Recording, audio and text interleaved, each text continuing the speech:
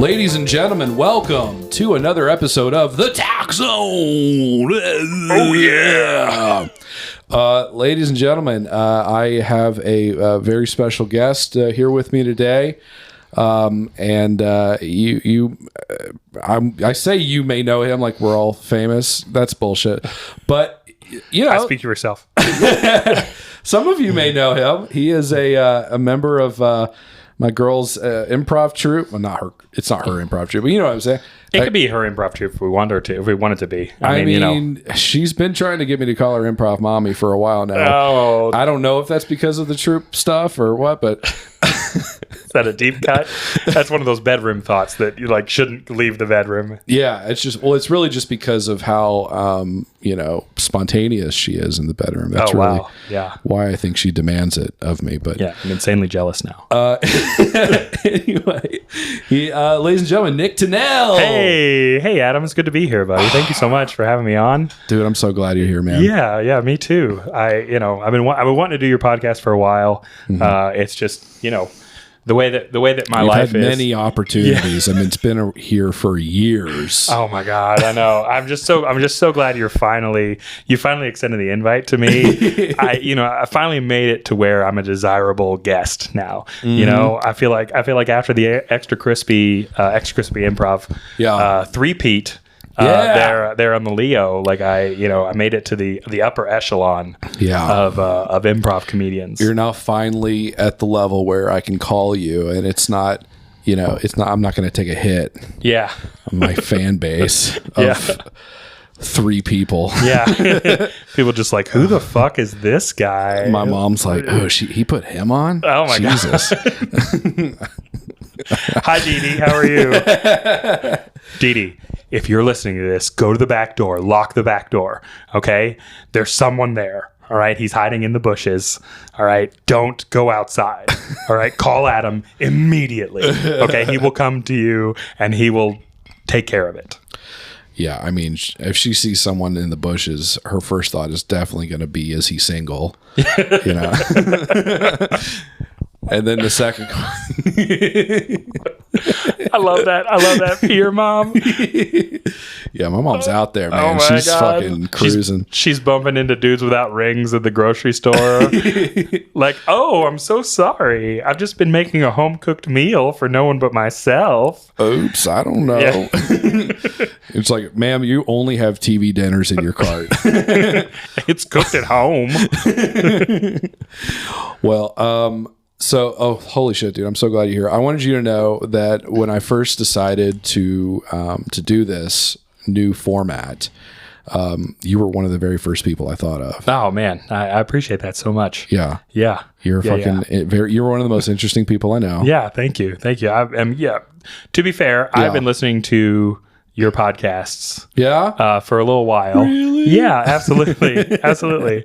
I really enjoyed the other one you did with Al.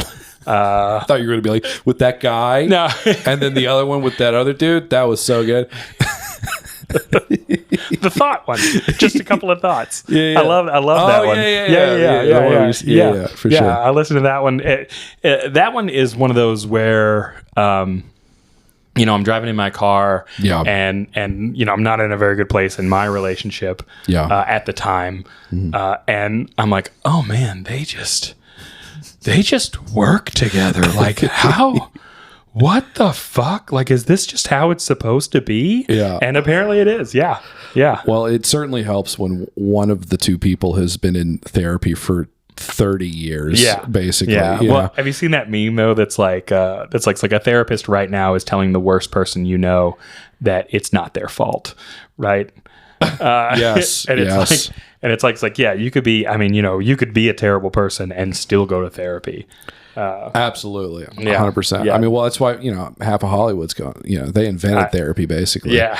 To get all the dirt on us. Put your tinfoil hats on. Yeah. Yeah, that's one of the nice, it's a nice built-in perk is, she can kind of just come over when I'm, dry on guests.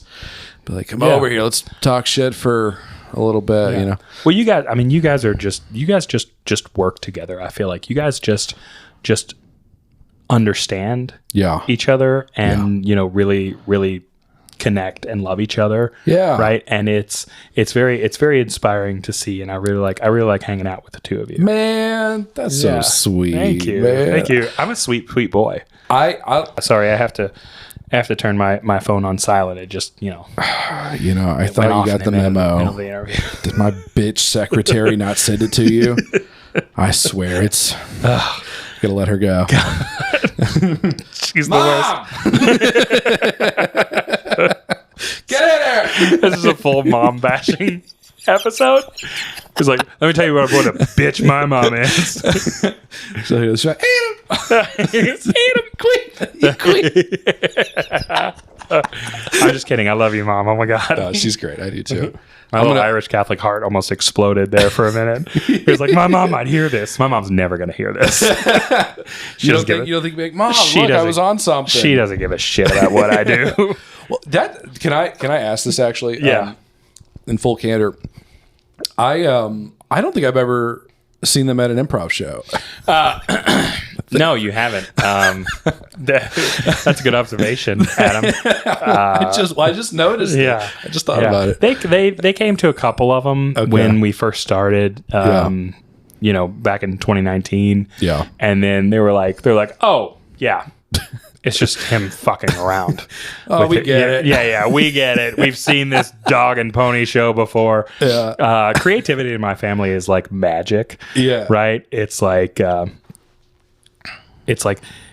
it's a cool for parties, but not useful or real in any way, like in real life. Shit. Yeah. I get that. It's like, oh, you painted something?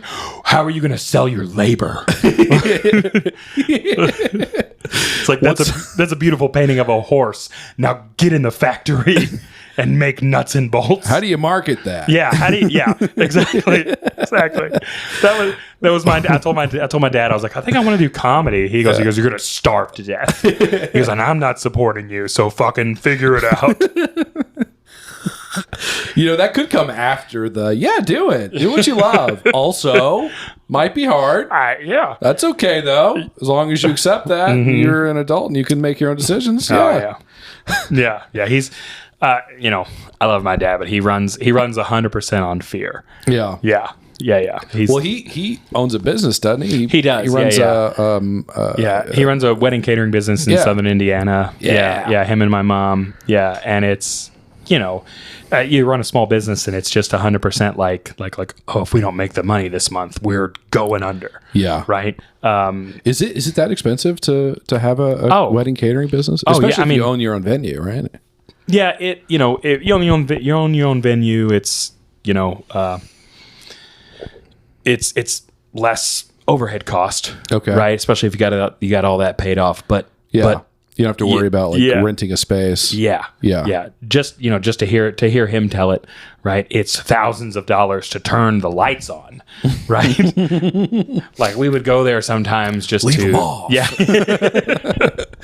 We would go there sometimes just to entertain friends, or people would come in town and be like, oh, let's go to the bar down there and just sit and watch TV and and then Dad would call me. He goes, do you know how much it is to turn the lights on in that place? And I'm like, no, I don't. I don't want to know, I guess. Yeah. That's so, I get it. Like I understand it. Like, I was watching this video where some fucking douchebag business guy was like talking shit about how like, fucking, business owners, they took a risk, and, if business doesn't make money, they don't make money. Like, what do you think? Like, so if you next time you're bitching about them not being cool, it's like, yeah, well, they worked harder than you, bitch. It's like, shut up. I love how every like Trump conservative douchebag is just Southern coded. You know what I mean? It's like, it's like I'm going to tell a story about some asshole. Oh man, dango, like I opened this business up, and it's like, oh, we get it. He's from the South and he loves Trump and he's awful. Yeah. Yeah. Everything about conservative culture is life is hard and we like it that way. And we need it to be as hard for everyone else. In fact, actually harder, because we earned where we're at. Yeah. The entire conservative culture is just the crucible. I don't think I've. Wait, is that I've heard that. I don't think I've seen it. It's a book. But I don't know. I didn't really read it. I just read the title. Just quote it. Yeah, I just read the title and I was like the Crucible. I get it. It's a test to see how tough you are, right? Yeah, that's like when people are like, "Oh, it's like Plato's Cave." It's like, "Oh yeah, have you read The Republic?" And it's like, no. I read the title. And I found the Wikipedia. I get it. I just saw Plato's Cave. Yeah. I watched a YouTube video about it. It's like, oh, I get it. I assume there's clay in there, dough, bright colors. Right, I get it. Play-Doh, It's like gaslighting, but for that era. Right. It's like we're all just gaslighting That's ourselves. such a good analogy. Oh my god. Yeah. Do people ever like? Are people ever like? I want to use your services, but I don't want to use your venue. Does that ever happen? No. They both go hand in hand. Okay. So like, fuck you. It's my spot, or get the fuck out. Yeah. They only do venue and catering and DJ there. So like, so you gotta get their DJ services too. Okay. Yeah. Even if you want to bring like your cousin, my cousin's the greatest fucking DJ in the world. Yeah. It's like hell fucking no. Wait, who's the DJ? Is your dad the DJ? No, the 65-year-old guy they found, who like used to be an old radio guy. Oh, I walk in sometimes. He's like, "Hey, Nick, how's it going?" And I'm like, "Hey, Gary, how are you?" "I'm doing just fine. My voice is stuck like this for 30 years of being on the radio. I cannot get a woman to have sex with me anymore." "Hey, honey, how's it going?" "Oh, baby, that feels so good." "I put on Aerosmith for the mood." It's a nice shot of bread coming at you. Light 106.5 coming at you. Please touch me. We got 105.55. The oops, we added too many letters. Oh, got an IUD. All right, good to go. No, anyway, that's fucking hilarious. Okay, so hopefully that guy doesn't listen to this. We gotta get him on. Actually, I would love to interview a former ex radio. Does he do karaoke? That's really what I'm getting at. Or is that like I refuse to do karaoke. I refuse to do karaoke. Only play the hits. Yeah. I don't know. That's a good question. Yeah. They don't do karaoke at the venue. No. Okay. I've been working there since I was 14. Wow. Opening doors, washing dishes, picking up plates, doing the things like that, and I have never seen karaoke. I've seen an authentic German wedding. Really? Like just with what is that? It's a lot of beer. Okay. You have German in your family too, right? Yeah, I know I know you're Irish, but like there's some German, right? Yeah. So my both my great grandmothers on my mom's side, were from Cork, Ireland. On your mom's side, yeah, on my mom's side. My great grandfather on my mom's side was also from Cork, and my great grandfather. One of my great grandfathers on my dad's side was from Kerry, and then the rest are German, except for the Tinnells. My last name is Swiss. Oh, really? Yeah. Okay. Yeah. So my grandfather, who was in the Korean War, used to sit out back on his porch and drink beer and get drunk, and I was like 9 or 10. And I'd just go fetch him beers from the fridge. Yeah. Right. And he'd just sit and get progressively more and more drunk and tell us war stories. Yeah. Right. Me and my brother. Right. He's like, you're old enough now. Here we go. It's like, tell you about everybody I killed. I'm 65, 70 years old. Right. And he would, say, we're Swiss too. And I went home and told my dad one time, I go, "Dad, Grandpa says we're Swiss." And he's like, "He's a fucking liar. Your grandfather's just an old drunk." He's like, "We're German Irish." Right. And then you do one of those, ancestry things. And they're like, "Oh shit, my last name is Swiss." So he was right. Yeah, he was telling the truth. Holy shit. Which leads me to believe that he was telling the truth about the rest of it. Yeah. And I've had nightmares about it. For the last 30 years. Imagine, dude. He's telling me this story one time. Yeah. So my grandfather, I found out after he died, was an Army Ranger sniper. Okay. Right. Holy shit. That sounds very impressive. Yeah. He lied. He did one of those like lied about my age to get into the Army so I could go to the Korean War. Oh, okay. Right. And so after he died, we found a trunk in his attic, and it like had all his awards and his, uniform and all that stuff. And we talked to, an Army guy, and he was like, yeah, Army Ranger sniper right there. It's all like in the medals and the, in the pack. He confirmed it. Yeah. Okay. Yeah. So, so he was telling us his story one time, and they were in Korea, and he goes, I got him a beer. He cracks it. He looks around, looks at the clouds. Me and my brother just sitting there in silence. And he goes, so we cleared this village. And I'm like, all right, here we go. Like, we've started. Right? What do you mean by clear? Yeah, I didn't understand at the time. He goes, so we cleared this village. And turns out it's the village that makes all the beer for the surrounding villages. Oh, shit. Right? So there's 2 big beer vats in the middle of this village. So we turn our helmets over. We used helmets as cups. We turn our helmets over, and we're drinking just beer all day long. Holy shit. And he goes, after a while, the beer starts to taste funny. Uh-oh. So I send the big guy who carries the big gun up to the top of the beer vat to look down. And he goes, Sarge, there are 2 dead Koreans at the bottom of this beer vat. Oh, my God. And he goes, and I look at the beer. I look around. I take a little sip. And I go, oh, they won't hurt us none. And then I fill it back up. Oh, my God, dude. And so were the Korean, do they hide in the beer vat? Is that what happened? And then they drowned? Yeah. Holy shit, dude. Yeah. Because they were like, I don't care if I drown. I'm not getting caught. Yeah. Holy fuck. Yeah. It was, yeah. I didn't even know Koreans drank beer. Yeah. I've been thinking about that for 30 years.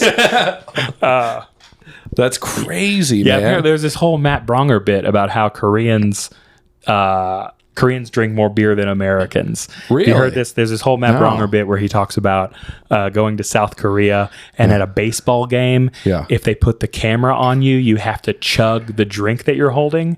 Really? Right? So like this, this little girl was given the beer to hold. I'm butchering this. I'm sorry, Matt Bronger. The little girl was. We got him on next week. You're gonna have to answer for it. Good. Tell him I fucked this up. Yeah.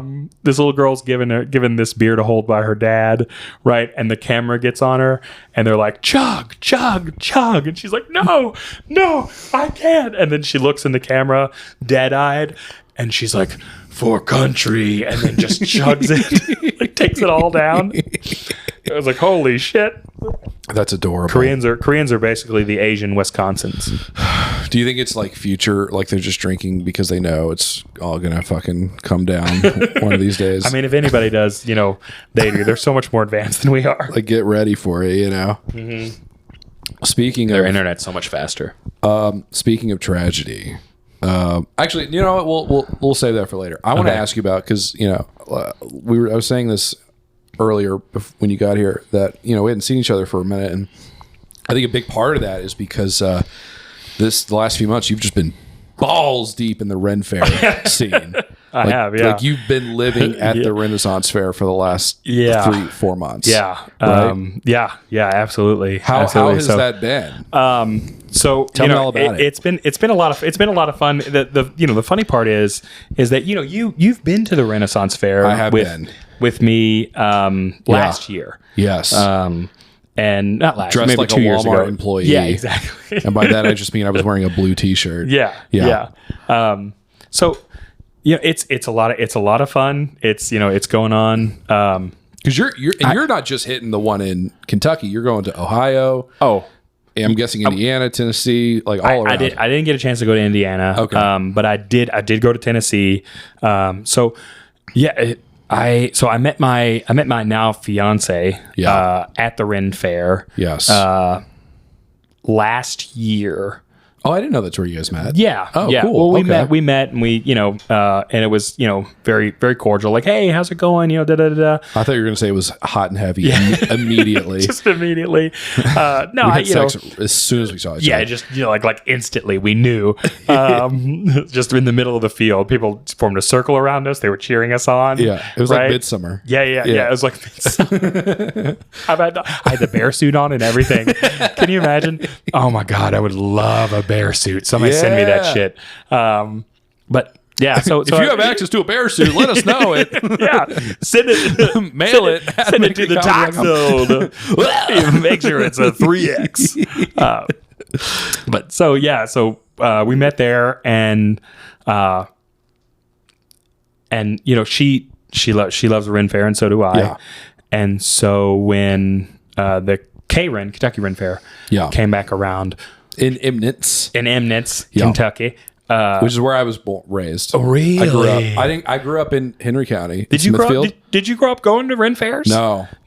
I had friends who went. Yeah. And I was like adjacent because it's like when you're in that when you're in that town, it's like very obviously it's like 90% redneck, and so there's like 20 people who just do all of the alt shit. It's like I'm in marching band, I'm in theater, I'm in choir, I'm in Renn Faire. Yeah, like they do all that shit, right?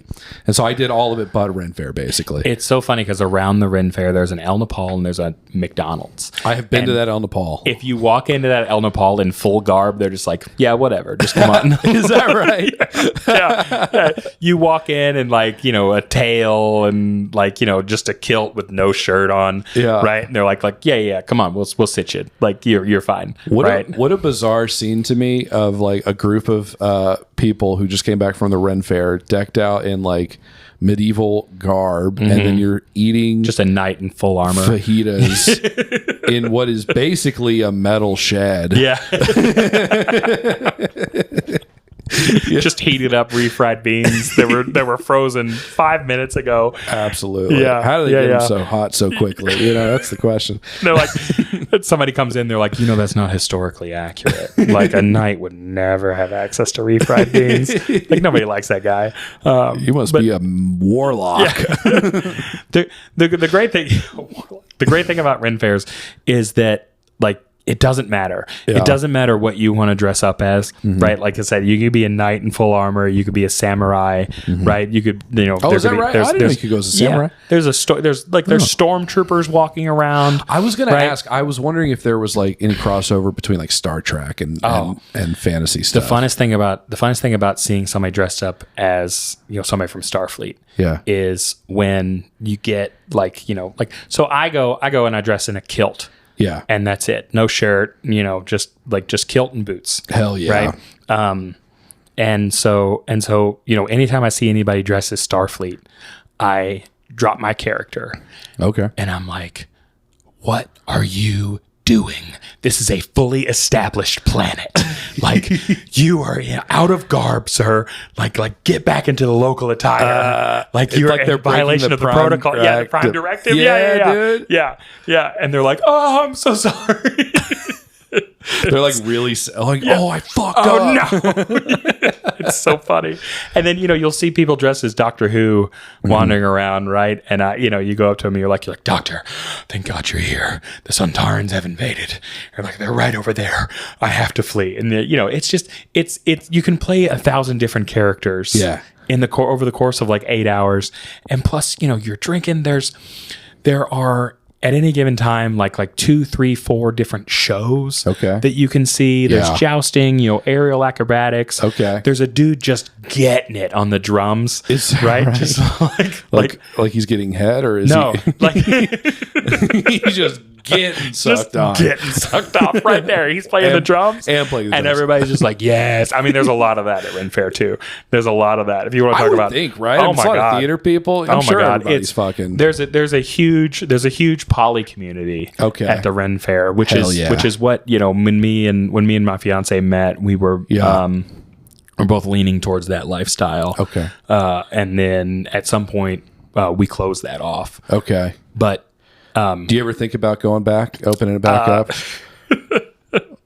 No, just because you know, when you meet the right person, Yeah. I think then that's you know, becomes it becomes inaccessible. Yeah. Right. I can't imagine having to share Yeah. her. Yeah. With anybody else. I get that. Yeah. Is that now? Let me ask you that. Is that a universal? Like, do you think like, oh well, you know, poly's cool for like casual things, but if you're in a serious relationship, no, maybe not, or is that just like a what you know for you kind of thing? I think it's just for me and her kind of thing. Okay. Because you know, we used to say all the time when we were what we call single together, right? That you know, monogamy never did me any favors. Yeah. Right. I'm twice divorced, and you know, so is she. Right. Both my previous relationships did not end well. Yeah. And you know, I thought if I keep myself guarded, right, then you know, then I can't get hurt again. Right. But I met a very special person who brings out a very certain light inside me, and it's wonderful. Now I know a few different people who are poly, and they're ethical with it, right? Yeah. Everybody in their relationship is aware that they're polyamorous, and they're seeing other people, and they're doing you know, they're doing their own thing, and everyone's consenting. Everyone's consenting. Yeah. That's the key, right? And the problem is in some Renn Faire circles is that like you know, somebody says that they're poly and their partner doesn't know that they're poly. Oh God. Right? Okay. And then you know, therein lies the rub, right? Absolutely.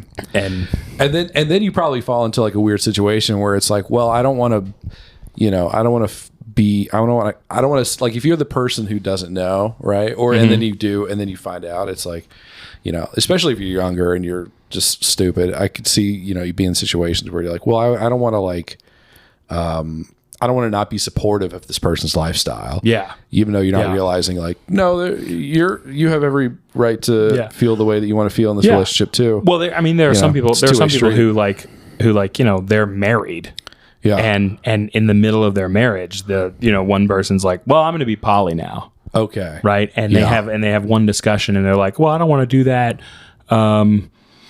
So, you know, like, I'm going to go do that. Yeah, I'm going to go do that. Yeah. I told you. I told you about it. It's totally fine. Right. Yeah. And we're the Renn Faire community, and just people love it. People just love. Why did I turn into Trump there for a minute? I'm so sorry. It's just a lot of people having sex. A lot of people having sex here. I just don't know what's going on. Oh, wow. Your Trump turned into Louis Armstrong. My Trump is Trump, Louis Armstrong, and Harry Carey all combined. It's like, Cubs win. You know what else is gonna win? Let the states decide what a woman can do with her body. That's what I say. Hell yeah. And then crack open a Budweiser. Get yourself a nice hot dog. Hot dogs are American. Man, oh fuck. Now I wish I remembered. I forgot that I like to do Harry Carey sometimes. I wish I'd busted that out. Oh my God. When I did the improv show this weekend. Yeah, I heard you killed it, dude. That's amazing. I don't even know what you're saying, dude. What? I wish I would have been there, but I was at the Renn Faire, so you know. No, it's all good. I honestly didn't really want anybody to be there. Yeah. It was very. I mean, you know, Dwayne from Extra Crispy came, and that was very. Yeah. I really. It meant a lot to me that he did come. Yeah. But there was also my own mom. I called her that morning and I was like, "Hey, what do you think? Maybe, mm-hmm. Right? maybe for old Adam." Like, well, I don't know. I mean, it's kind of late. 8:30. It's 8 o'clock. What time is it? 7:38. I don't know. All right. They're gonna be a single man there, Adam. I don't like them theater man. I wear sandals and I don't like that. Oh, they're all just poly. All they want to do is get up in my guts and then just go out with whoever else. No, she might like that actually. That's a whole other thing. But yeah, it was good. I didn't feel for my first time ever doing it, I thought I did pretty okay. Yeah. There were definitely parts where I was like there was one scene. There was this game that maybe you'd heard. I'm sure you've done it. It's I think it's is it one? Oh no, it's called Space Case. Space Case, yeah. Where so where it's like one person starts, they do a monologue, and then two people, and then another person come in, they do a 2-person scene, and then 3-person, 4, and then and then it's in like reverse. it's like 3 or 4 different scenes, and then you have to tie them together. Yeah. And so when we practiced it, I did the monologue, and I did pretty good in practice. But then during the show, and again, everyone I brought this up to were like, "Nah, dude, you were great, you killed it." But I didn't feel good about it. Yeah. I felt like I was kind of just rambling. Yeah. Like it was like do a monologue about Halloween, right? As the best holiday. And I was just, I was like trying to here's the problem, right? Trying to be funny. Yeah. Yeah. And they tell you that's 100% the problem in improv. Is it the guy came up here and he's a stand up and he's just trying to be funny. He's trying to be funny the whole time. Find the joke. Yes. And it doesn't work. The more and more I find I do improv, the more and more I find it will come up organically. Yeah. And people. It's the reason that reality television works. Okay. Right? Reality television is just improv is all it is, right? I mean, most, some of it's scripted situations, right? And they say hey, we need you to fight with, whoever. I've never watched every episode of reality television, so I have no frame of reference. But, we might be getting a Real Housewives expert on soon. So, so stay tuned for that. Yeah, that'd be awesome. We'll both learn something. Yeah. But we need you to fight with this person, and then it's just all improv. Is all it is, right? And people, that's interesting. Okay. Yeah, and people eat that shit up. Yeah. Right. And and then that's the reason that they come to improv shows. Yeah. Is because you have trained comedians. Yeah. Making uncomfortable situations. Making up the funny. Yeah. But not on purpose, just making up things, and funny comes from it. Right. So you're telling me that the 1,000-Pound Sisters are improvisers from Hazard, Kentucky? I think that I think that they'd like to think that they're improvisers. Yes. Yeah. Yes. I love the idea of them going to Tumbleweed for the 6th time that day. And be like, Amy, we're improvisers. We improvised our way back to Tumbleweed. What should we do next? Yeah. No, I totally. Yeah, it's like reality TV is it's like improv, but it's so overgeared because the people are just insane. Yeah. And they aren't even aware. It's they're so good at it. They're not even they're not, because the difference between someone like them and someone like me is I'm analyzing every single thought that I have and every single word that comes out of my mouth. Those people are just on autopilot 24/7. Well, they've been trained through this, medium of television to be an exaggerated version of themselves. Yeah. And just say whatever they think all the time. And in that way, because you have to fill the time. Yes. Right. And then, and then their partner in the scene, right, is just yes-anding whatever they say and reacting. And most of the time reacting to some crazy shit is getting mad or upset or calling them out on it. And it makes for good improv, and it makes for good television. That's actually an interesting idea, thinking about the crazy reaction / low key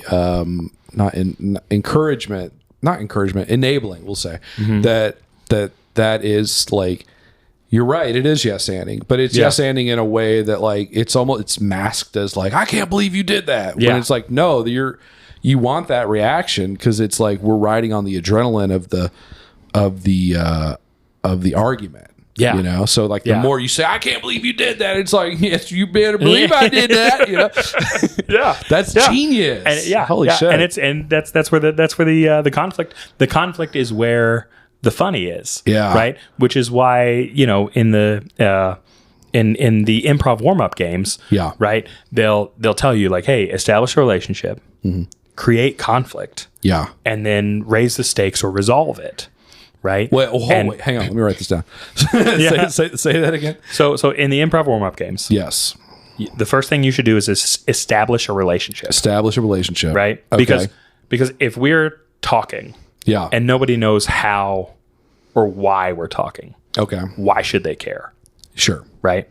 Now, do you mean like literally like make sure that I'm illustrating that we're brother sister or we're teacher student, or you know what I'm saying? Yeah, absolutely. Okay. Right. And you know, you don't have to be like, I'm your teacher, Billy, and you know, you're my student, right? Like they should be able to pick it up through context clues. Okay. Right. You say like, you know, now, Adam, I've written the rules out on the board here. Yes. And you should write them down. Yes. Right. You can glean from that, like, oh, okay, I'm the teacher, you're the student. Probably you're in elementary or middle school. Yeah. Right. Okay. Some kind of react. So like, okay. I don't want to go to recess or whatever. Right. Right. Yeah. Okay. So then, you know, the second thing you should do is create conflict. Okay. Right. So, you know, if I'm, you know, if we're teacher student, right. And then, you know, and then you say something like, you know, oh no, like I forgot my lunch today. Yeah. Right. Or, you know, and Timmy stole my lunch. Yeah. Right. Then, you know, that's given me something to go on. Okay. Right. It's upping the ante. Yeah. Right. So so it's like, oh no, you can't write this down because you're starving to death. Okay. Because, you know, whatever, this other kid stole your lunch every day you've been there. Right. Someone put anthrax in your food. Yeah. And then the final line, right, should be either upping the ante or resolving the conflict. Okay. Right. So that's where the turn should be. That's where the comedy should be, is the final line. Okay. Right. So we've established a relationship, teacher student. We've established a conflict. You know, you're starving to death. Somebody's stolen your lunch. Yeah. And then I say, you know, I'm gonna keep doing it too, bitch, until you, you know, like it turns out that your teacher's been stealing your lunch the whole time. Right. So yeah. That's all improv is. Yeah. And it's all reality television is either, right? Okay. For as much hate as improv gets, right? It's $1 billion industry. Reality television is $1 billion industry. Do you think improv gets hate? Oh yeah. Why absolutely. Do you say that? I think people think that improv is the lowest form of comedy. I thought stand-up was the lowest form of comedy. No. Worse than stand-up? No, absolutely. I don't know. I've seen some bad stand-up comedians doing these open mics. in the comedy hierarchy, right? I think if you ask most comedians, right, in the comedy hierarchy, right, improv is the lowest. Okay. Right. It's definitely something that I feel like a lot of comedians talk shit about. Yeah. For sure. Yeah. And I think a lot of it's just because I can't do it. Yeah. You think so? Yeah, to some extent. I mean, I really do think that, and you know, I was talking about this with Jericho Puckett last week. You know, it's like, you know, good improvisers can become good comedians, but good comedians cannot become improvisers. Yeah. Or comedians cannot become good improvisers. And, but I feel like, you know, like there is this huge division between like, you know, people think about like Will Ferrell and they're like, oh, he's a great comedian. It's like, well, he's not really a comedian. He's an actor. He's a comedic actor. He does improv. That's his bread and butter. But very few people can kind of be in both lanes. Yeah. You know, like really successfully. And I just feel like it's, I mean, if you could do both, I feel like it's really like that can only help you as a performer. Well, I feel like my years of improv have really given me a comfortability on stage, right? Yeah. Oh, sure. Yeah. Yeah. The times that I've done stand up after, doing improv, it's night and day than when I first started doing stand up. And I was nervous, I was hesitant on stage, and now, I feel like I can own it. Yeah. Yeah. Totally agree with that. Yeah. How do you feel about it? It's been a while since you've done stand up, right? It's been a few months now. It has been a while. You ever think about going back to it? Dude, I wish I wish know I you could got do a million fucking things to do. I wish I could do stand up every single day. I wish I could get up and do an open mic every night. Yeah. I get that same. I would absolutely love it. It's just the feeling of being on stage is amazing. When I was a kid, I thought I wanted to be a priest. Okay. Right. Yes. And this also is wanted to be. No, I'm just kidding. Yeah. No, totally gotta say that. But this is Pete Holmes did this bit, but I like it also. I feel this. Yeah. Right. Because when I was a kid, I was like, should I be a priest? Right. It's a great gig. You get a captive audience every week. And they have to come. They have to come. They feel guilty if they don't. Right. They feel bad. And if you make a joke, they have to laugh. Right. They're like, oh, the priest is trying. Even if it's just like a murmur. Yeah. Yeah, the polite Catholic laugh. That's the worst, dude. But also priests kind of live for it. Yeah, they do. They're like, yes, I did it. I did it again. That's right. Yeah. Yeah. The most safe opportunity for stand-up ever is being a priest and just being like, oh, it's rainy today. Yeah.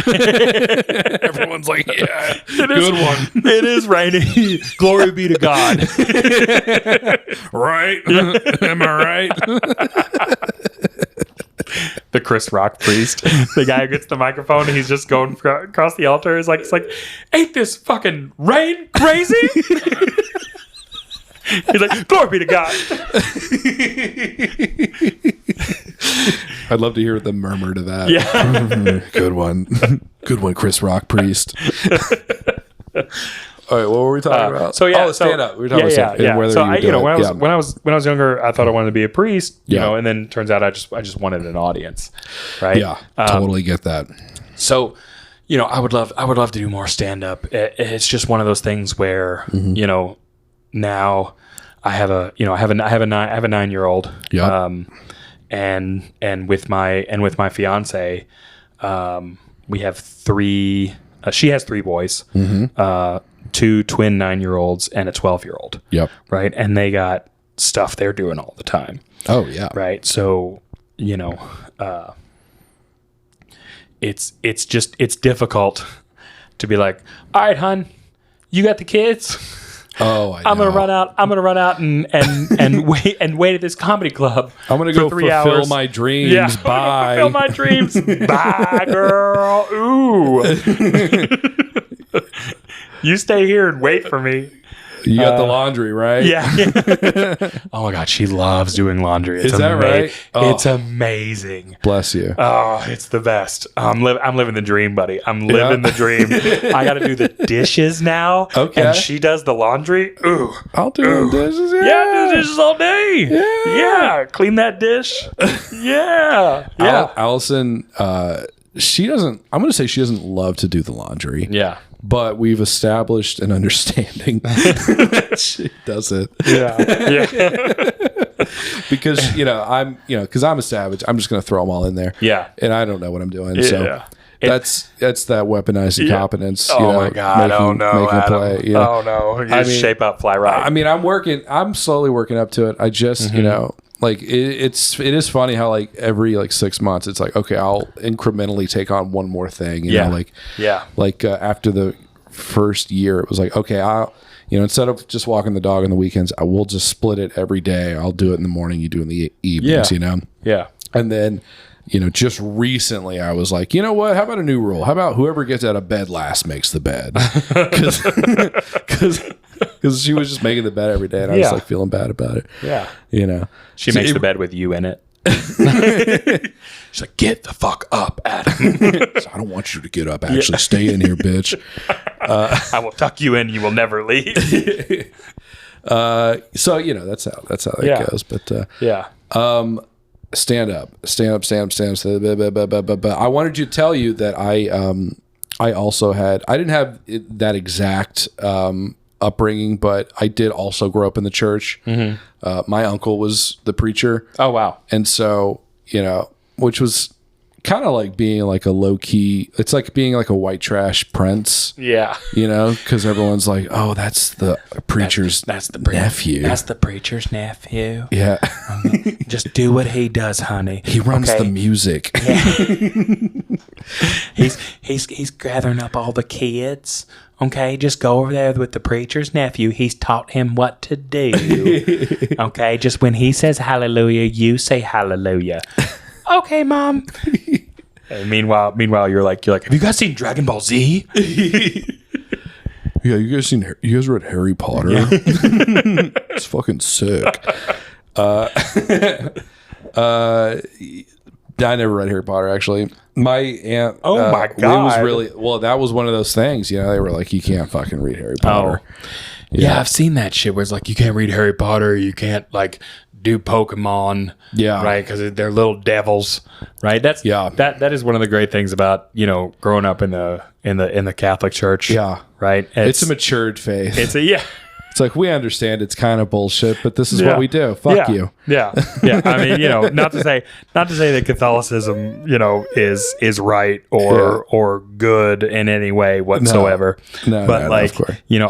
I tell people I'm culturally Catholic. Right. So I love to drink and gamble. Yeah. And then be like, there's a crucifix right there. We good. All right. Thank you, Jesus. All right. Yeah. Thank you, Jesus. Are you ever drinking and gambling and think to yourself, holy shit, there's no crucifix here. What are we going to do? Yeah, all the time.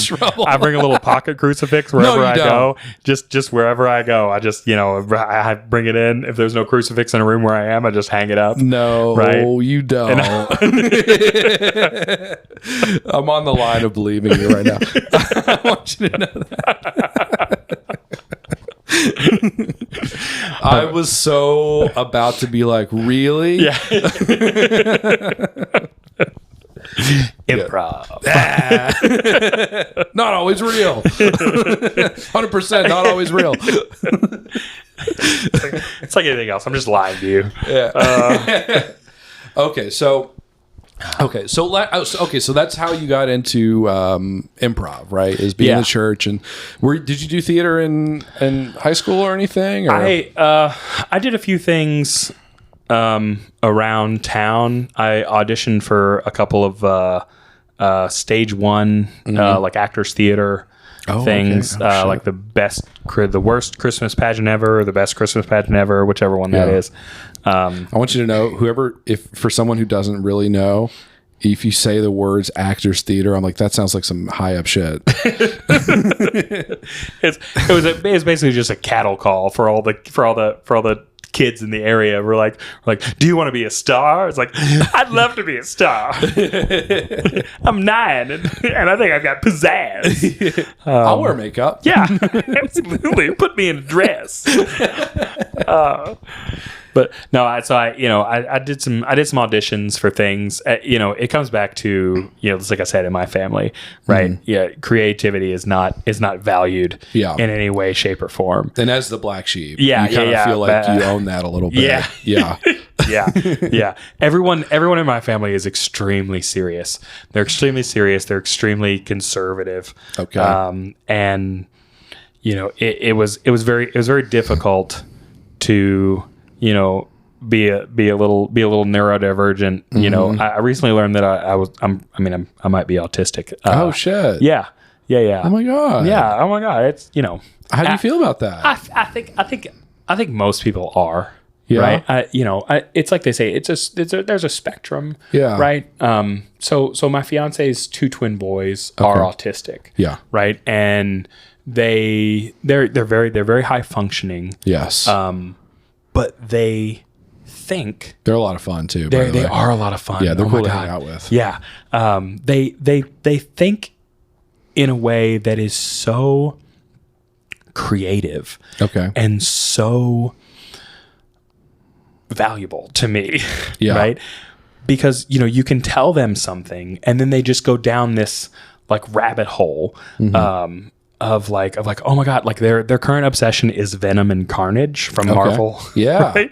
And Know so, all about it. And so I'll be driving and we'll be in the car and I'll just quiz them on like Marvel stuff because I was once 9 years old and obsessed with comic books. And Yeah. I memorized, Batman's height and weight, right? and like the names of everybody in the suits, right? And so like I'm like was I a little undiagnosed autistic kid and just like learning like how to like how to go about because one of their obsessions is playing songs over and over. Okay. Right. And I'm like, I get that. I do that even now. Like the same song repeated multiple times. Yeah. Okay. Yeah. I will listen to the same song. I listened to Cleopatra by the Lumineers. Okay. A couple weeks ago for probably 4 hours straight. Oh wow. Okay. Just in my headphones on repeat. Yeah. And I was like, yeah, this is soothing. This is what I need. Okay. Right. And I haven't, obviously I don't want to disparage anybody who's gone through the process and been diagnosed or, anything like that. Absolutely. Right? There's a way to dance around it. Yeah. There's sure. a right way to do it. Yeah. But I see myself in these boys who are quickly becoming, my boys. Yeah. Right. Of course. And they give me perspective on my, on my life growing up. Right. Which is what I think kids do. Yeah. Right. They, they teach you a lot about yourself and you're like, oh man, like I was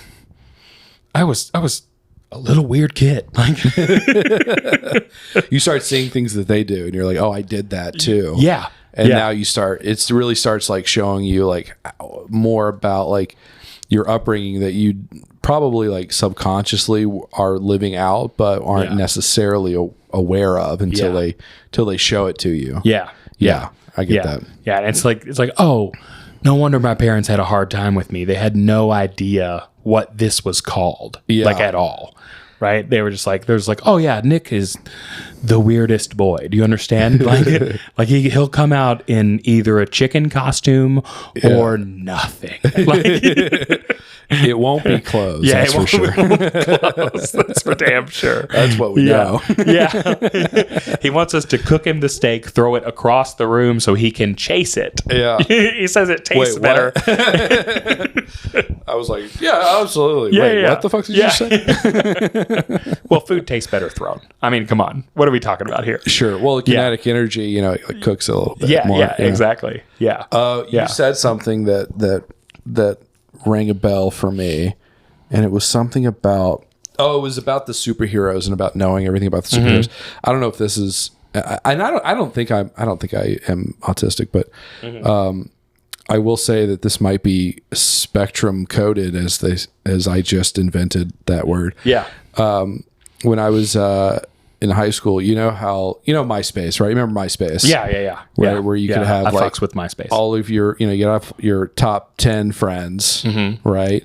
And it's like, ooh, it's kind of cool to like see who you're friends with. This dude, I know that guy. Who is he friends with? Oh, he's friends with blah blah blah. Oh, it's cool. And then you go to my MySpace page, and it's like, ooh, Adam has 2,000 friends, which is like, most people it's like 20, 30, 40, he's got 2,000. And then you look and literally every single one of them are like fake superhero MySpace profiles that people made. And then literally my whole top 8 is like Flash, Green Lantern, Supergirl, Superman, Blue Beetle, just like, it's just like a ranking of my favorite superheroes. So you were a DC guy. I was a DC guy. Oh, okay. Yeah. All right. When I was All in right. college, I wasn't always, I haven't been into comics for a while, but in college, I was blowing like $100 a month on comic books. Wow. Yeah. Just buying like all the new Why books. DC? Why DC, not Marvel? That's a good question. Yeah. Thank you for asking. Very observant.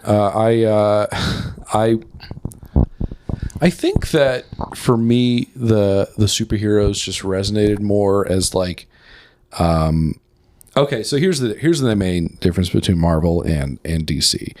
Marvel, they're superheroes with a human element. Yeah. You know, they're meant to be relatable. They're meant to be flawed. Mm-hmm. They're meant to be put into everyday situations where they're allowed to make human choices. Mm-hmm. Ergo, and what I mean by that are mistakes, and so you're meant to look at them and be like, oh, that's a relatable character. I like Peter Parker because he's going through the same shit I'm going through. Like Tony Stark's an alcoholic. Peter Parker fucks anything that moves. Peter Parker does, right? Yeah. And so, whereas like DC's more like it's kind of like Star Trek in a way where it's more hopeful. It's like it's like these are like modern day gods. These are entities that we're trying to aspire to be. That is exactly the way I would have said it. Yeah. The DC superheroes are gods. Yeah.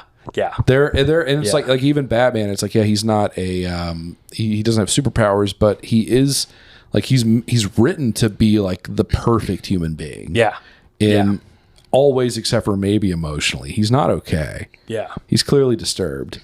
He might be on the spectrum. Because he's just so good. Batman. Let's diagnose Batman. Batman's clearly autistic, right? He loves justice. His hyperfixation is justice. Yeah, he knows. He can tell you the exact number of like tiles in Gotham. Yeah, because he's stepped on every single one of them, one at a time. Speaking of which, when I was a kid, my mom worked at Meijer, and we didn't have we couldn't afford a babysitter, and so I would just go to work with her a lot. Right? Wow. I would just stay like a full 8 hours. I would just be at Meijer. What? Yeah. Like wandering around the store? Yes. Just a loose boy just wandering around the store at Meijer? Just don't let me find the Playboy. All right, you're gonna have a mess to clean up on aisle 7.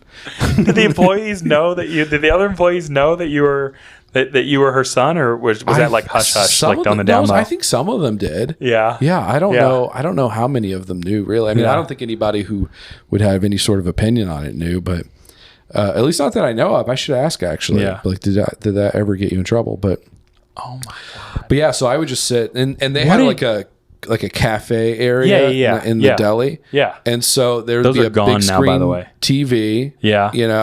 And they would just play like Inspector Gadget 6 times a day, and I just watch Inspector Gadget 6 times a day.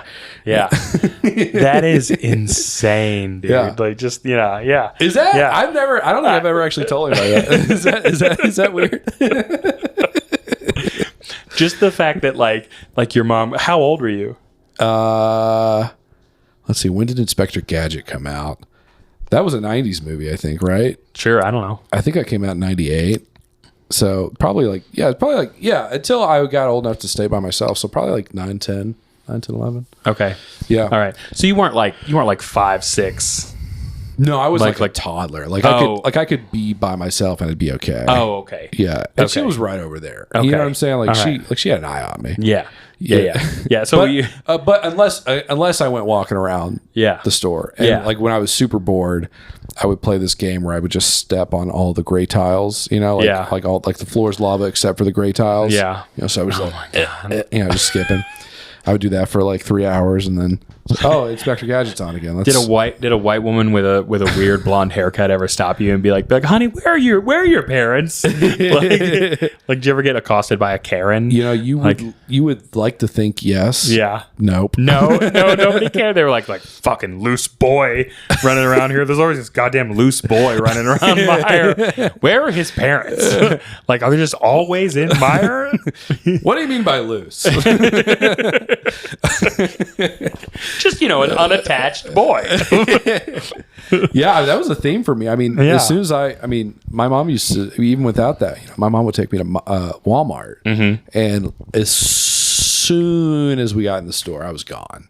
Really? Yeah, I would just run away. I wouldn't run away. It's just like, she's shopping. Yeah. And I just want to be in the toys. I'm bored. Yeah. Let me just go hang out in the toy section. Yeah. And then when she was done shopping, if she couldn't find me, she would go to the manager. Hey, can you call Adam on the intercom? And then they call me on the intercom. Be like, oh, it's time to go. And then I'd run up to the register. Yeah. Do you remember? I seem to think that when I was a kid, that kind of thing happened too. You think so? Right? Yeah. Like you would go you would go to the store with your parents, right? And just I need you to tell me this is normal. Yeah, and just it's okay, buddy. Stop crying. You're fine. People did this. And so you would go to the store with your parents and you'd be like, okay, I'm going to the toy aisle, right? And you just look at all the toys. Yeah. Right? Or the big giant balls or whatever, and you're like I'm never gonna get one of these, but imagine what would happen if I did. Yeah, it'd be so fucking sick. Yeah. and so, and now you have the children attached to the cart, right? And no wonder they're losing their fucking minds. Yeah. Right? Because you're like, this is the most boring thing I can think of. 100%. Right? Like just enjoy it. Do you take your kids to the store? Absolutely. How and what's that like? Is that a nightmare? Or? I mean, it's kind of. Yeah. My daughter is feral as fuck. Like she's my daughter. Yeah. She's half of me. So she just she's Irish, German, and Swiss. Yeah. Apparently. So one time we're in Kroger and she's just doing cartwheels. Oh God. Right? And I'm like, hey, don't do that. The people are just looking around where's her parent? And I'm like, it's me, guys. I'm so sorry.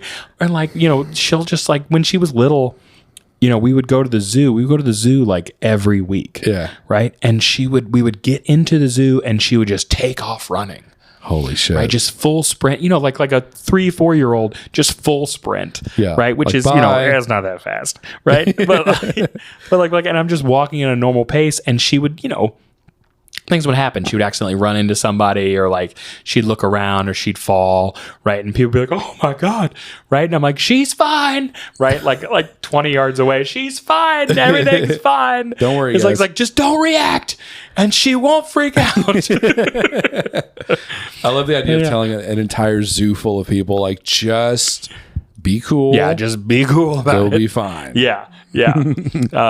It's, they call it scary dog privilege. Okay. Right. And everybody who's ever been anywhere with me has had scary dog privilege. I feel like. What does that mean? Right.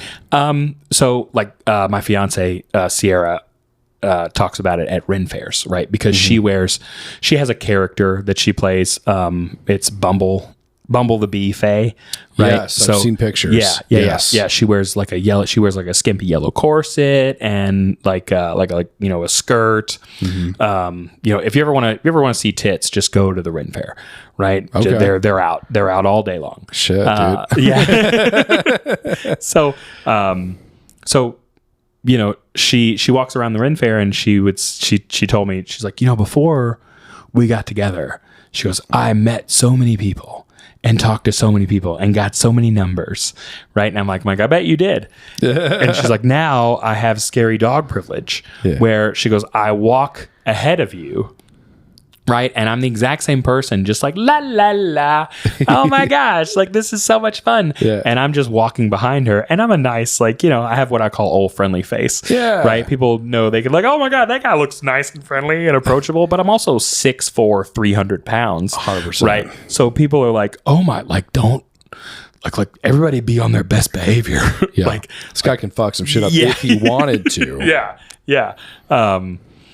But she's like, I can basically just drink, drink whatever I want, run around Renn Faire, and nobody's gonna touch me because I have scary dog privilege. I see. Right. And so you look, it's the same as like, oh, I'm walking a pit bull down the street, and the pit bull might be the nicest, sweetest boy you've ever seen. Yeah. Right. But he's still a pit bull, and people will cross the street. Yeah. Right. To avoid. I get that. Yeah. Some people think about that with Fiona. With Fiona. She's a bulldog. Yeah. Even though she's like literally the sweetest thing. Yeah. You could possibly. Yeah. I see what you're saying now. Yeah. So it's really just like, it's like people don't fuck with me because they know the dude I'm with is very imposing. Yeah. Basically. I see what you're saying. Yeah. That's a big thing on the TikToks now with the Renn Faire TikToks. Really? Is scary dog privilege. I haven't gotten to Renn talk yet. Yeah, I haven't gone down that lane. Yeah. There's a lot of scary dog privilege videos going around. Is it because there's just a lot of imposing boyfriends or fiancés out there? It's mostly pretty girls, and they're in their skimpy outfits, right? And then behind them are their friends in their like armor. And it's male or female, right? And they have the look, and they're like the scowl, right? And you're like, oh damn, okay, well, it's it's not, there's not a lot of that my boyfriend is huge going around. But there's a vibe to it. Yeah. I don't even remember how we got on this topic. Yeah. I feel like we're down a lane, man. Yeah. That's one of the things I love about the Renn Faire is that it is all encompassing. It is all inclusive. Yeah. Right. Like I said before, I'm 6'4", 300 pounds. Right. And I'm a big muscular guy. Yeah. And I don't wear a shirt to Renn Fairs. Right. And people there love it. I have taken more pictures with dudes whose wives, girlfriends have come up to me and been like, oh my God, can you tell my husband to take his shirt off too? Oh. Like he looks so good. And he just doesn't have the confidence to do it. I told him he didn't have to wear a shirt. And I'm like, hell yeah, take it off. Let's go. I take more pictures with shirtless dudes at Renn Fairs than I do with anybody else. My phone is full of them. Holy shit. You can start your own OnlyFans. Yeah. Shirtless Renn Faire. Yeah, the women love it. It sounds like you're saying that the Renn Faire is just like a great place for like male body positivity. Absolutely, it's a great place for body positivity. Period. Yeah, period. Okay. Right. Male body positivity, female body positivity. Right. Like no matter what shape or size you are. Yeah. Right. It is inclusive. Right. And you could meet some of the best people that you've ever met in your life. Yeah. There. I know, our best friends now are just amazing. We met them through the Renn Faire. Yeah. Yeah. So let me ask you this. Do you guys ever like, because you're saying there's entertainment there all the time. Have you ever entertained the idea of doing entertainment at the Renn Faire? Absolutely. Because I feel for as many times you go there, like I'm kind of assuming that you're doing something there, like performing a service or doesn't she sell things there? Or? She does. She got a job there doing the Quest booth. Okay. Which is like it's like an NPC role. Okay. Right. You sell a quest right while you're at the Renn Faire. Yeah. It's a lot of fun. But so I've been talking to a friend of mine who wants to teach me how to play guitar. Okay. Right. So that we can be like, a couple of troubadours, right? Yeah. Playing at the Renn Faire. Yeah. Which would be a lot of fun. I did some improv at the Renn Faire. Okay. There's this thing called adult pub sing. Okay. Right. Where, it's in a bar on the property. Yeah. Right. It's 21 and over, where you can just be as, be as vulgar as you want to be. Right. And we did, Do you have to do it in like Shakespearean, like Renn Faire? No. Style, I mean, you can if you want to, right? But like if that's your character. Yeah. But it was sex with me, basically. And we just got suggestions from the audience. Yeah. Right. And I did it with one of the aerial acrobatic performers. Okay. There, who I invited to an extra crispy practice anytime that she's in Louisville. Yeah. And then one of the other guys, Luku the Mad Scald, who's insanely talented. Okay. It's one of those things where you yell a song at him when he takes requests, and he belts out whatever it is, and he has all these. He's one of those guys who just knows song. He just pick it up. Yeah. He's been in like 100 different bands. He's an incredible performer. He plays at Renn and all around the country. Okay. Too. And he has all these crazy adult songs. There's the one song I always request at adult pub sing is called Unwashed Penguin Brothel. Okay. Right. And it's well worth it. So, the next time that K-Rin comes around, we're going and we can go see Luku at adult pub sing. Okay. And you'll fall in love with the Unwashed Penguin Is this Brothel like a too. euphemism for pussy? Is that what that is? Right? Yeah. I got it immediately. I I'm an adult. I get things. Yeah. He's an amazing performer. I've met so many amazing performers and so many just like you've really creative been people enveloped into this community. Yeah. It's been amazing. And the more and more, because you go and you're a what we call a patron. Okay. Right. So I'm paying to be there, but I'm also playing along. I'm also playing into the fantasy with everybody. Okay. Right. So it's half the fun. That's half the reason why you would go in the first place. Yeah. It's like performance. It's like a communal performance art piece. Yeah, absolutely. Yeah, absolutely. So I'm going there, and the more and more that people learn about me that are already enveloped in the Renn Faire, the more and more they're already entertainers and musicians and performers. The more invested that we are in each other. And it's just that feeling of inclusivity and family, right, that you get at this place that kind of just accepts everybody. Does anyone there work like full time? Like that's their whole job? Oh yeah, absolutely. There are quite a few people that I know that they're full time pirates. Okay. Right, full time pirates, or Irish singers, or whatever it may be. Yeah. Right, aerial acrobatics. Okay. Right, and they go from Renn Faire to Renn Faire. Oh, right. Like just they travel. Just around the country. Yeah. Right. There's this thing called a mud show. Right. I've seen the mud show. Yeah. I tried to get you to volunteer. Yeah. You wouldn't do it. Didn't want to get dirty. Don't like dirty. But I mean, the mud show is incredible, and they travel all over the country. Right. Yeah, just and they're basically comedians. Oh yeah. I mean, they are doing an improv show. Absolutely. Yeah. Yeah. I mean, it's 100%. It's fully scripted. Right. But also, like, it's crowd interaction too. Right. Yeah. It's like crowd work kind of. Yeah. Absolutely. Yeah. So let me ask you this: when the winter time hits, what are you gonna do? I mean, they don't have Renn Faire in the. They do. Right? They do in like Florida and things like that. But like, we're taking, obviously taking a break, right, from Renn Faire. Do you think it'll be hard to not go? I mean, to be so involved in such a tight knit community, and then just be like, oh, I'm gone for 6 months out of the year from that. Yeah, I mean, it's difficult. It's difficult, and also there are there's so many Rennies living in and around Louisville. Oh, really? Right? Yeah. We do like a monthly get together, like a game night, game night kind of thing, but it's just an excuse to get together and drink and socialize and do whatever do whatever you want. We've joked about having a Renn Faire in our own backyard, right? with like 20, 30 people, and just like I bet your next door neighbors with the wireframe fence that you can totally see everything they do back there.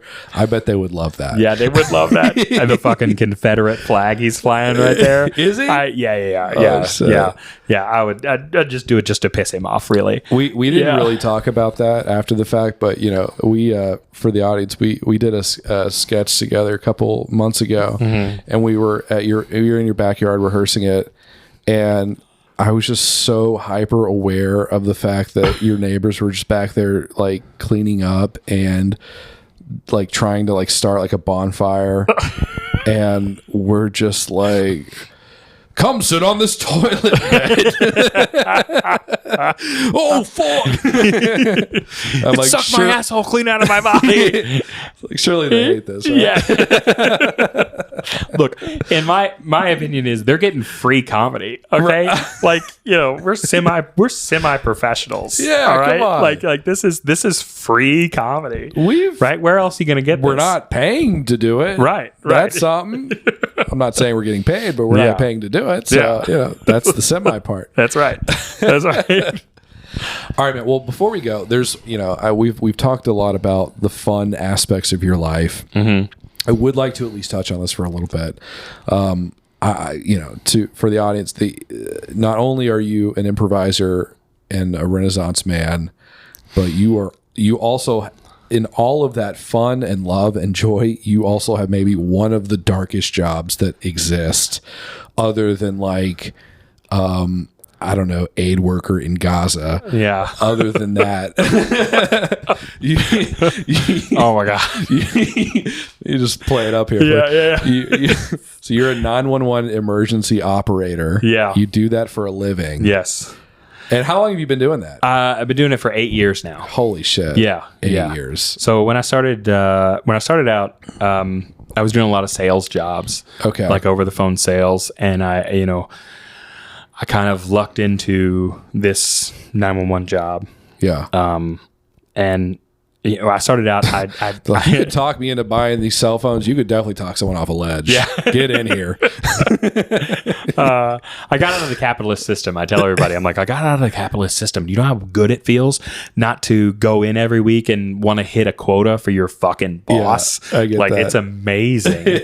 Not worry. Like, are we making enough money this year? Are we going to be around? Yeah. I do get that. Yeah. Am I going to be let go because I didn't hit this cap that the boss arbitrarily chose because he needs a new yacht? Yeah. So I'm part of the socialist revolution. But we need that. We need those. Technically, cops are too. I don't think they want to hear that. But, absolutely. I only know like 2 cops, and they're both assholes. Yeah.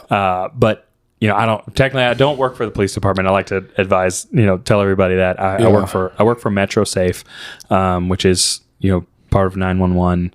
And that's not a private company. It's not. No. It's the city. By the city. Okay. Yeah, it's run by the city.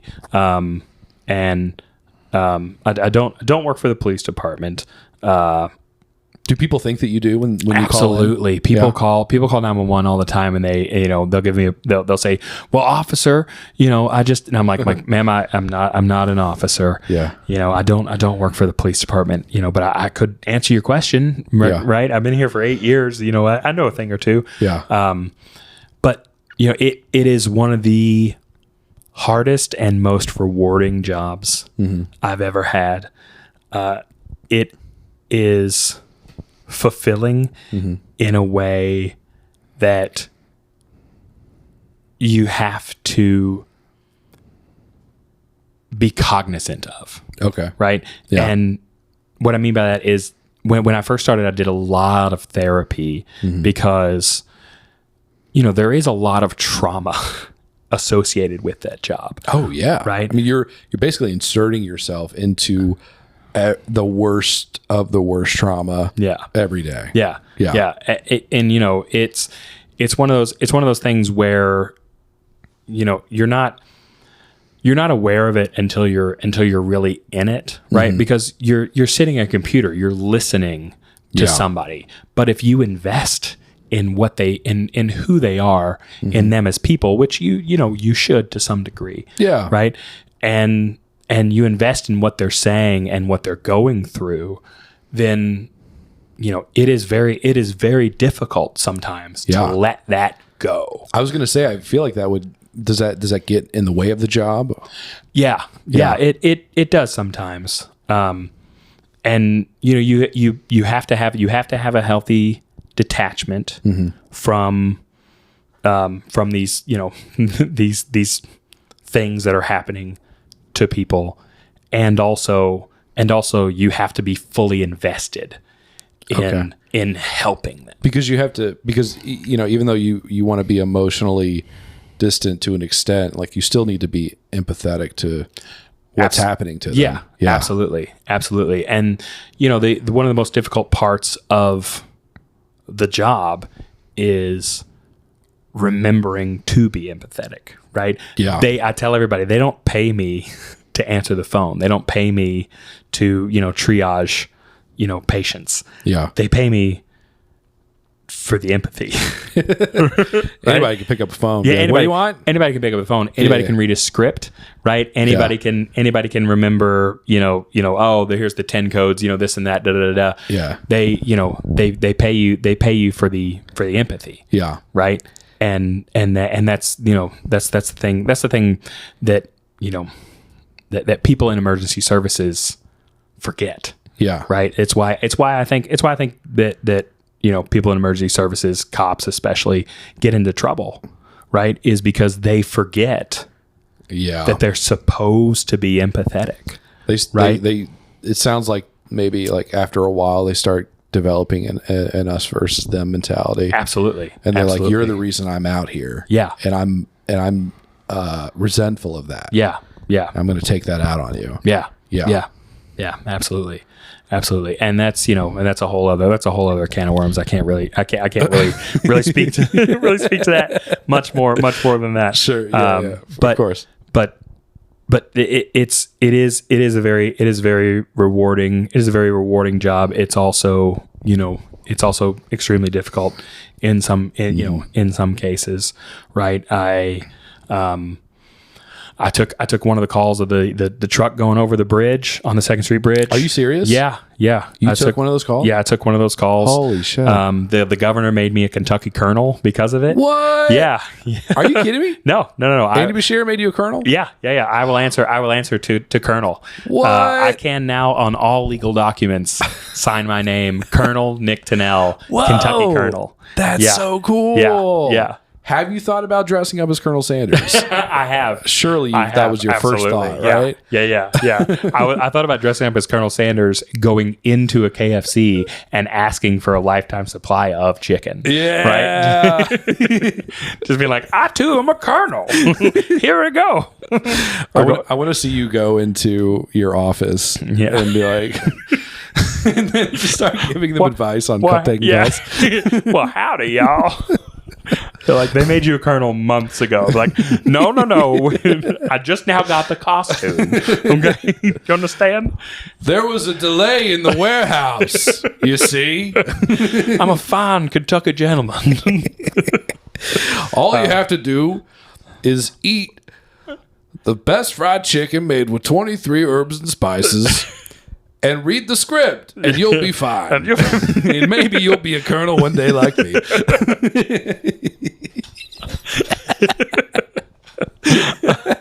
I quit. The governor made me a Kentucky colonel. The Commonwealth of Kentucky gave me a citation for heroism. Okay. The city of Louisville gave me a citation for heroism. Yeah. Right. It's one of those things. It's one of those things that I hang up in my house. I'm very proud of that. Yeah, you should be. Yeah. And that's a really cool thing that you got to do and help, Yeah. And, I remember that on difficult days, because I have taken calls, of people that, you just can't help. Right. Oh yeah, for sure. Yeah. I have this weird black cloud over me. Yeah. When I'm working. Right. And is it because of how many people you can't help? Is that why? Yeah, there are days where, you get a call and it's someone's loved one who has passed, right? And they've just found them, right? Oh yeah. And, and then you take that call and you try to be as empathetic as possible.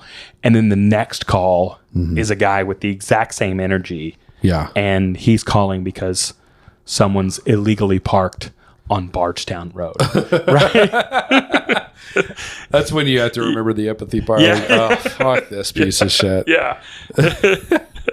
I can't imagine calling 911 because you're up in arms that someone is over the line. Yeah. Like you just talk shit and move on. Like what are you gonna do? Everybody's emergency is different. Can I ask? Are there any that come to mind where you're just like, this is the most ridiculous thing? Like you shouldn't have called. What are you doing? Or just like you should have called. The fact that happened, like nobody got hurt, but damn, that was ridiculous that even happened. I mean, yeah, there are. I can't divulge. I can't. Yeah, that's fine. I thought I'd try. Yeah, I'm sure you can find. I'm sure you can find plenty of them on the internet. Yeah. Well, they're not. I mean, 911 calls. So those aren't publicly available, right? Absolutely, they're publicly available. They're all recorded, and you can listen to every one of them. Everybody in Louisville can make an open records request, and request any 911 call they want. Really? Yeah. Does that mean that I could theoretically pull every single call that you've done? Absolutely, you could. Yeah. Holy shit! You could everything I've said at work. Yeah, is publicly available. Yeah. Holy shit. Yeah. I just thought of something, and this is a little dark. Yeah. Okay. Here's what I'm thinking. Okay. You die. Mm-hmm. Okay. I love talking about my own death. You're dead. You know this. Yeah. Well, yeah. Well, this is we're talking about the funeral here specifically. All right. Okay. Yes. My favorite topic. Your funeral. Everyone's there in the room. They're sad. They're crying. How sad?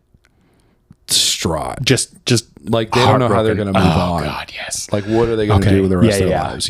Yeah, absolutely. Even like your history teacher from 8th grade is like, he was the best student I ever had. Yes. I can't even. I'll never teach a better student. Yes. I have to retire. Okay. Because he's dead. All right. I'm fully erect. Okay.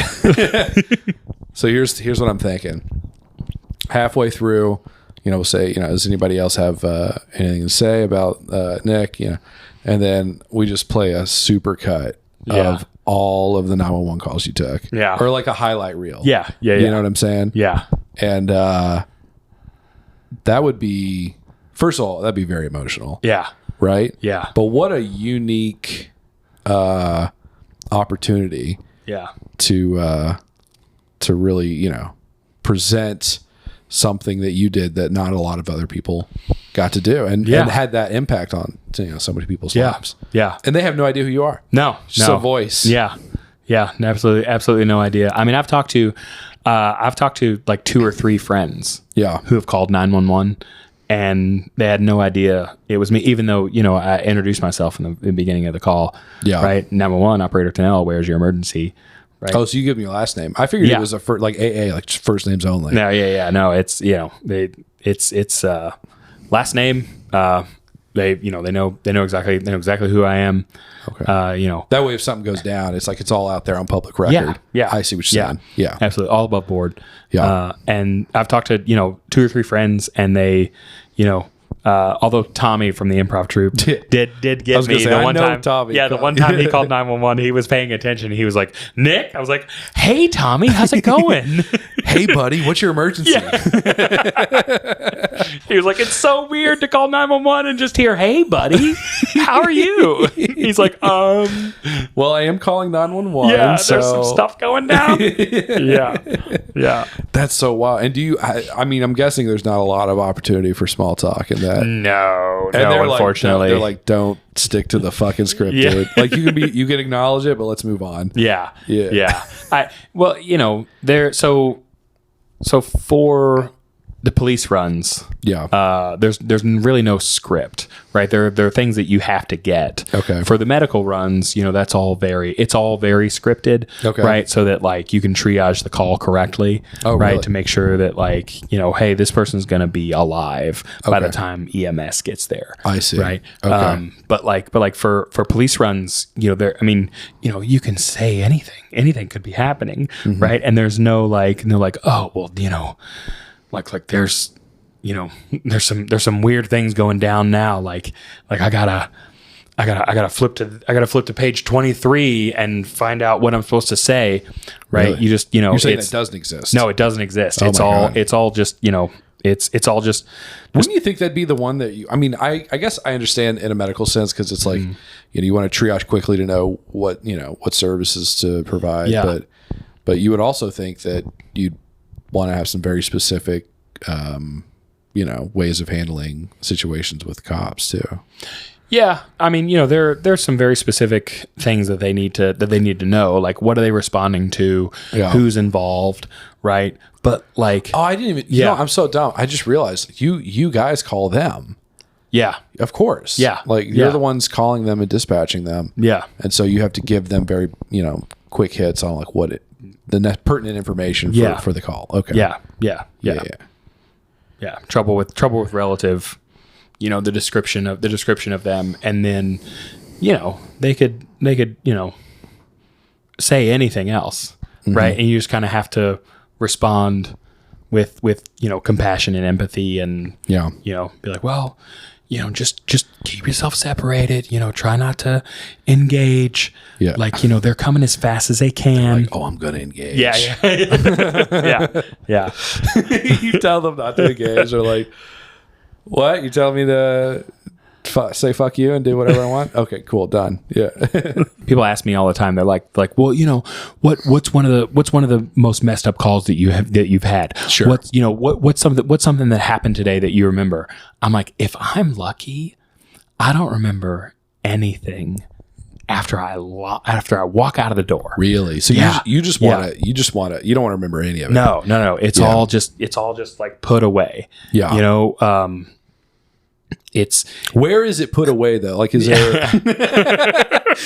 Like, it's in this box in the back of my mind. It's got tape around it. It's got a lock. Yeah, it's got a lock on it, right? Nobody's opening that box. Yeah. Right. So one of the things that I learned, when I was in therapy, Yeah. when I first started the job, is this idea of like the backpack. Right. Okay. So Yeah. you put all your troubles, all your worries into this backpack. Mm-hmm. Right. And then at the end of the day, you take the backpack off. Yeah. Right. And you leave it at the door because it'll be there when you come back. Yes. Right. And so you don't take it home with you. Yeah. Right. And you can do other things to, help relieve stress. Right. Like I go to the gym, I meditate, I do, those kind of things. But the backpack idea was really helpful in the beginning, just to be like, oh man, like I took a really traumatic call where, someone died. Sure. Right. And, I'm just going to unload that and just take this backpack off. And I still do it kind of now. It's not so much now, but when I walk out of the final door, you have to hit a button. Yeah. And when I hit the button, I shrug my shoulders. Okay. Right. And I'm like, oh, there's the backpack. Yeah. Okay. It just came off. Here it is right here. And you walk out. Right. Okay. And I do it reflexively now. Yeah. Yeah. It's kind of like that show. Is it called Severance on Apple? Oh yeah. Plus- Yeah. With Adam Scott. Yeah. Yeah. You walk Yeah. out and then you just forget who you are. Yeah. That's interesting. Let me ask you this. You said a traumatic call where someone died. How often does that happen? Is it every day, once a week? For me, it feels like it's at least once every time I work. Oh my Right. God. I have this really, like I said, I have this black cloud over me, and it's, I feel like I get, someone dying or dead every time I work, right? It doesn't always happen. Yeah. But when it does, I'm like, oh, like the the streak is alive, right? Yeah. And those are one of those that, you have to be extra compassionate and, really keep your tank full, which is difficult sometimes, right? Because, you've already taken 100 calls that day. Oh yeah. Yeah. Are you taking 100 calls a day? Yeah, absolutely. Holy shit, dude. Yeah. What's the average length of a call? Like 5 minutes, 10 minutes? It's 1.5 to 3 minutes. Oh, really? Yeah. Wow, that's a lot shorter than I thought. Okay. Yeah. See, I'm thinking about like when I worked in a call center for like tech support, and it's like, it's like, I don't know, it could be 15, 20, 30 minutes. Oh, yeah. For one, just to like get someone to figure out how to turn off a fucking printer. Yeah. Yeah. Yeah. Okay.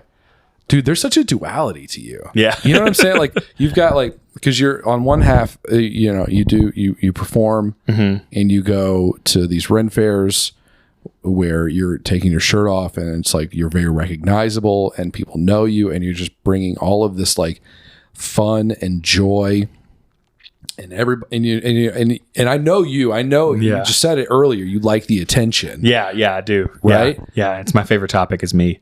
Yeah. And then you go to a job where it's like you deal with like the heaviest things, 100 calls a day. Every one of them is like potentially just extremely traumatic and nobody knows who you are. Yeah. And you're helping these people through some of the most terrifying moments of their life and they'll never know who you are. Yeah. That's wild. Yeah. Yeah. It's, it's not that I'm not Batman, right?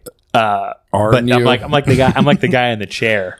You know what I mean? I'm like Alfred. I'm like a fat Alfred, basically.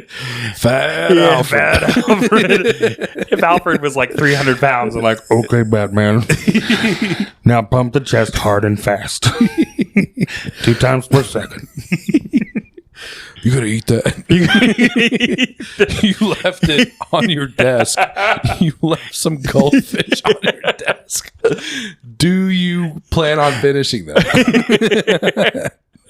Because they're gone. I'll make more food later. I'll cook you a steak or something. Yeah. You need your protein. Keep your strength up. All right, man. Well, I think we're going to call it. I think we were talking for like 2 straight hours. That's ridiculous. Yeah. It's been a lot of fun, man. I really appreciate you having me on. Of course, this has been great. Yeah. Dude, you can come on anytime. I'd love to come back sometime. You're going to be like, absolutely. Like your mom's house. They have like, Bert Kreischer on every fucking third episode, Yeah. We should do an interview with the 3 of us, me, you, and Al. Yeah. Yeah. Super on board with that. That'd be a lot of fun. I just got to get another mic. Oh no. And I got the chair. I got a third chair in here. Hell yeah. Hell yeah. Make it work. That'd be awesome. All right, man. Thank you so much. Yeah, absolutely. Thank you. Peace. Bye, everybody.